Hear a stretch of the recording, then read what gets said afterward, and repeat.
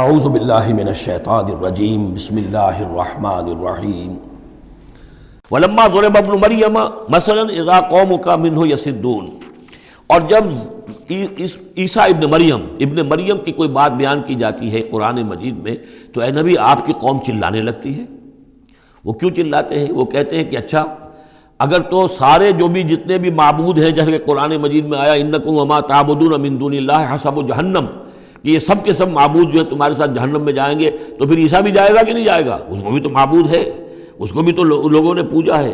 اب حالانکہ وہاں پر قرآن مجید باتیں کرتا ہے، کچھ اولیاء اللہ ہیں، کچھ ان کو نے جنات کو پوجنا بنایا ہوا ہے، کچھ کو تو ظاہر بات ہے کہ جو باطل ہیں انہی کو جہنم میں جھونکا جائے گا، ان کے بتوں کو جھونکا جائے گا، نہ کہ یہ کہ اولیاء اللہ کو معاذ اللہ یا اللہ کے نبیوں کو، لیکن چیختے ہیں۔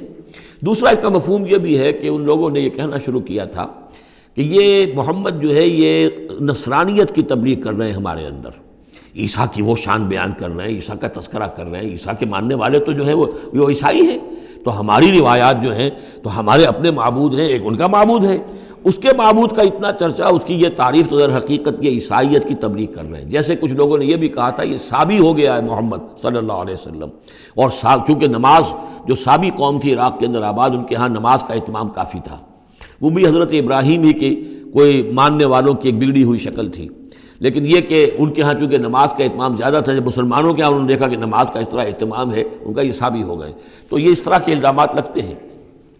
وَقَالُوا آلِهَتُنَا خَيْرٌ أَمْ هُوَ، وہ کہنے لگے کیا ہمارے آلہہ بہتر ہیں یا وہ؟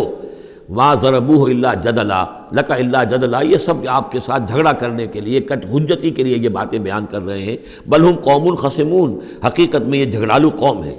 ان ہوا الا عبد انعمنا علیہ، وہ تو ایک بندہ تھا ہمارا جس پر ہم نے خاص انعام فرمایا۔ وجعلناہ مثلا لبنی اسرائیل، اور ہم نے اس کو ایک نشانی بنا دیا بنی اسرائیل کے لیے، کہ بن باپ کے پیدا ہو رہے ہیں، بچپن میں باتیں کر رہے ہیں، پنگھوڑے میں انہوں نے باتیں کی ہے، خلق حیات اور معجزات ایسے ایسے دے دیے اللہ نے، تو ہم نے اسے ایک نشانی بنایا تھا بنی اسرائیل کے لیے۔ وَلَوْ نَشَاءُ لَجَعَلْنَا مِنْكُمْ مَلَائِكَةً فِي الْأَرْضِ يَخْلُفُونَ، اور اگر ہم چاہیں تو تم سب کو بھی جعلنا منکم ملائکۃ فی الارض یخلفون، تمہاری جگہ بھی اس زمین میں فرشتوں کو لا کر آباد کر دیں۔ وَإِنَّهُ لَعِلْمٌ لِلسَّاعَةِ، اور یہ جان لو کہ یہ تو در حقیقت جب دوسری مرتبہ آئیں گے حضرت عیسیٰ علیہ السلام تو وہ نشانی ہوگی قیامت کی۔ ورود اول میں وہ بنی اسرائیل کے لیے ایک نشانی تھے، ایک آیت تھے، ایک معجزہ تھے، اپنا مجسم معجزہ۔ ورود ثانی جب ہوگا تو قیامت کے علامات قیامت میں سے ہے نزول حضرت مسیح علیہ الصلوۃ والسلام، یہ حضور کے احادیث میں تفصیل سے آیا ہے۔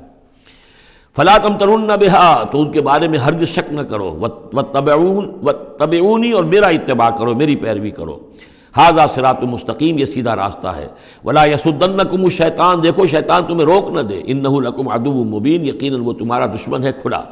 ولما جاء عیسیٰ بالبینات قال قد جئتکم بالحکمۃ، اور جب آئے عیسیٰ واضح نشانیاں اور معجزے لے کر تو انہوں نے کہا کہ میں تمہارے پاس حکمت لے کر آیا ہوں۔ یہ لفظ یہاں بہت اہم ہے، نوٹ کر لیجئے، جو میں نے بار بار آپ کو بتایا ہے کہ انجیل میں صرف حکمت تھی، کتاب نہیں تھی، احکام شریعت نہیں تھے۔ کتاب تورات ہے، اس میں حکمت نہیں تھی، اس وقت تک ابھی نسل نوع انسانی اس قابل نہیں تھی کہ اسے حکمت کی تلقین کی جا سکے۔ ہاں کمانڈمنٹس، ڈوز اینڈ ڈونٹس، یہ کرو یہ نہ کرو، احکام دے دیے گئے۔ حکمت انجیل میں آئی، اور قرآن میں کتاب بھی ہے، حکمت بھی ہے، وہ گویا کہ جامع ہے ان تمام کی۔ قد جئتکم بالحکمت، میں تمہارے پاس حکمت لے کر آیا ہوں، ولأبین لکم بعض الذی تختلفون فیہ، اور تاکہ میں واضح کر دوں تمہارے لیے بعض وہ چیزیں جن میں تم اختلاف کر رہے ہو۔ فاتقوا اللہ واطیعون، پس اللہ کا تقوی اختیار کرو اور میرا کہنا مانو، میری اطاعت کرو۔ ان اللہ هو ربی وربکم فاعبدوہ، یقیناً اللہ ہی ہے، وہی ہے میرا بھی رب اور تمہارا بھی رب، پس اسی کی بندگی کرو۔ ھذا صراط مستقیم، یہی سیدھا راستہ ہے۔ فاختلف الاحزاب من بینہم، تو پھر مختلف گروہ جو ہیں وہ اختلافات میں مبتلا ہو گئے ان کے بارے میں۔ اب ظاہر بات ہے کہ یہودیوں نے کہا کہ وہ تو مرتد ہے اور وہ جادوگر ہے اور وہ ولد الزنا ہے اور وغیرہ وغیرہ، نقل کفر نہ باشد۔